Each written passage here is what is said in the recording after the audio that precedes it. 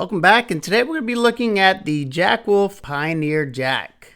And the particular variation I have has the Dark Matter Blue Fat Carbon, and it's always some pretty stunning material. Now this is the first drop point that we've seen from Ben. I love a good drop point, and this is his interpretation of a side buster pattern. However, side buster is trademarked by Case. So he had to call it something different, and he went with the Pioneer Jack. These knives will be dropping on September 22nd at 11 a.m. Pacific Time or 2 p.m. Eastern Time. There are 5 different variants this time. You got this particular one with the Dark Matter Blue Fat Carbon and the Belt Satin Blade. You can get one with all titanium, smooth titanium scales, with a hand rubbed satin finish on it that looks pretty stunning. You can get one all blacked out, hardware and all, with jigged titanium on it. You can also get one with Toxic Storm Fat Carbon with Ultem scales. Probably going to be the most popular because Ultem's a pretty popular material right now.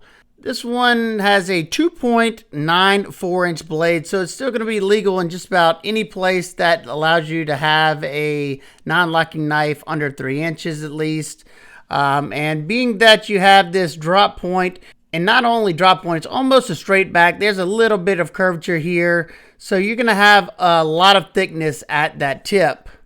As you can see there, this is going to be the most stout Jack Wolf knife so far. Now, don't worry, you still got a nice hollow grind, and it's still decently thin in the straight edge portion to around 17 thousandths behind the edge. It starts to gradually taper up all the way to that tip. Now, the tip's pretty darn stout. Right before that tip is 29 thousandths behind the edge, so definitely can do some harder stuff with this one. You got a nice top swedge that comes down, and as you can see, it tapers off right before that tip. That way you still have that robust tip instead of tapering it down with a swedge. You still have a sharpening choil that does clear the plunge. It may start to widen up. You can see it kind of started widening up from their sharpening, but I could fix that if I wanted to. You have a single-sided nail nick, and even though this model isn't a pinch open for me, I can pinch it. It's just not the most comfortable because I got torn up fingers from my accident and from, just flipping knives all day. But I found that nail nick is not super hard. It's not a nail breaker to pull it open.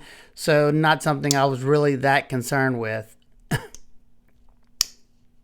The blade steel on this one is still CPM S90V, my favorite choice that he's went with. I absolutely love S90V, and they do a really good job. It's Rockwell to 60 to 61 and holds a great edge and takes a very, very aggressive edge. That's what I love about it, especially with the lower grit edge on this knife. But enough talk, let's see how it performs.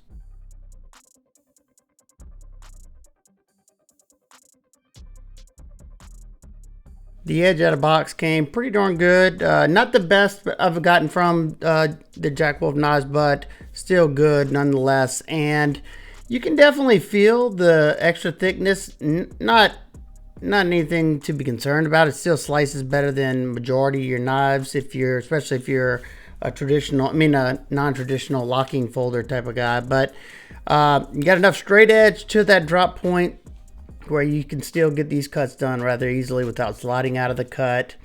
And yeah, I did get caught up in the sharpening choil a few times, but that's just something you need to make an adjustment for.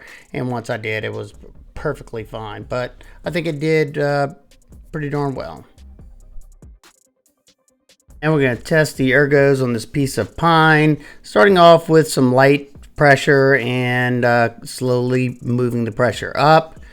And this is an excellent blade shape for this type of stuff. I felt like I had a good bit of control because of the way that handle flares out in the back. It kind of locks you into your grip. The hammer grip, I was able to get a lot of power into the wood. And for the most part, it was fairly comfortable. Anytime you have these, covers with the carbon fiber, you're going to have a little bit harder edges than, say, micarta, but it wasn't really a problem. I didn't really notice any, big issue or anything.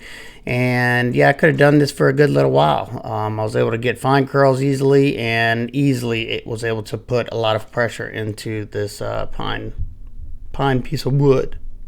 For the most power, I found the hammer grip was just that sweet spot. And if you need to get some more detailed precision cutting in that saber grip with your finger on top, you could do that very, very easily too. So just depends on what you want. And like you can see right here, I did a lot of cutting with this. So now we move to the 1/2 inch twisted sisal rope. Now this is where I really felt that extra thickness, especially toward that belly to the tip.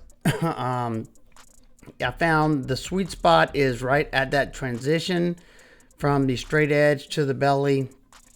I was trying to hit that spot because it's still the thinnest in that portion. And you can see right here me doing the pointer finger grip, which is not something I can usually do with most knives, because if it requires a lot of downward pressure, it's too hard to stabilize doing this type of cutting. But I was able to do it. I switch up many different grips because this is probably my 9th knife I've tested this day, and I got blisters all over my hands, and I'm trying to negate getting more blisters. But definitely easy to do on the flat cutting surface because of that belly. And I thought it had enough bite to do it, rather easily. We end up getting through 62 cuts before I end up running out of rope, and it could have done more. Like I said, it's not the sharpest Jack Wolf knife I've gotten out of box, but definitely sharp enough to get all the testing I've done rather easily. So not too shabby here, not too shabby.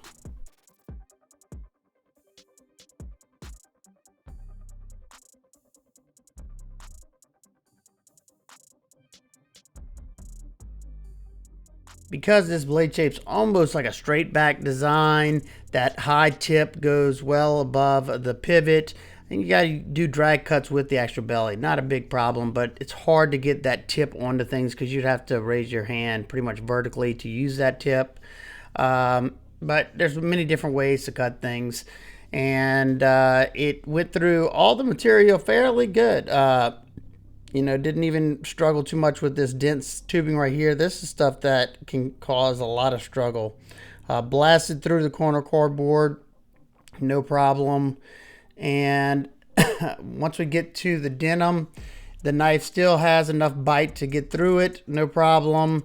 The only reason it's struggling is because I'm not getting all the way down onto the board, but more than happy with the knife. Performs great just like all the rest of them. All right, I hope y'all enjoyed that cutting. Now let's talk about the walk and talk. Now this one has, in my opinion, the strongest pull from a Jack Wolf knife yet. So there's a lot of first with this knife. And it's a good thing. I like the walk and talk on it. Like I said, I can still use my nail nick without breaking it. And just listen to this.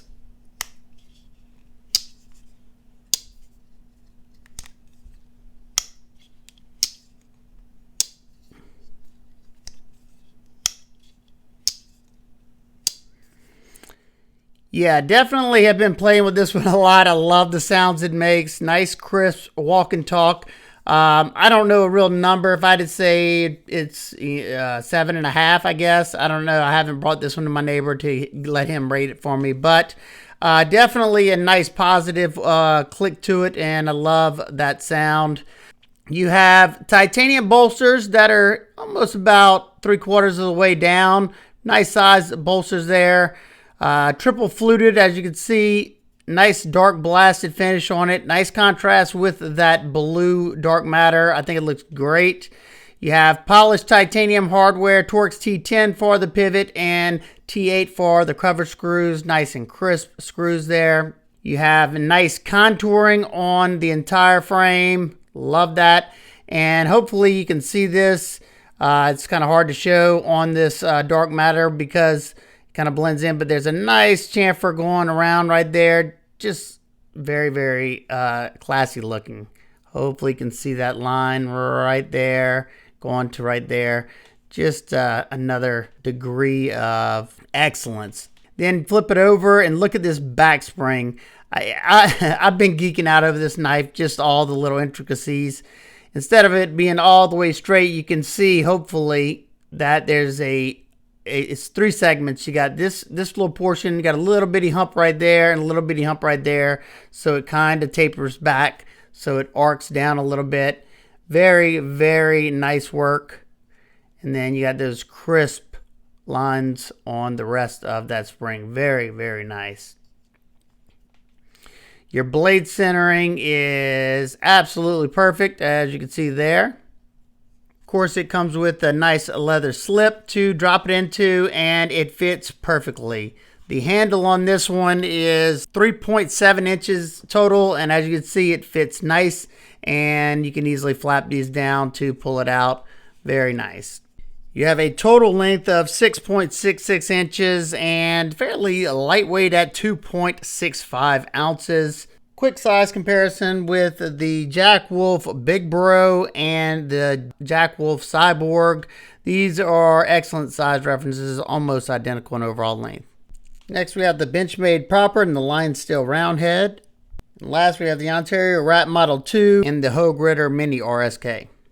Alright, now for my nitpicks and complaints. Like I said earlier, maybe bring this sharpening notch back this way a little bit so it doesn't widen up like that.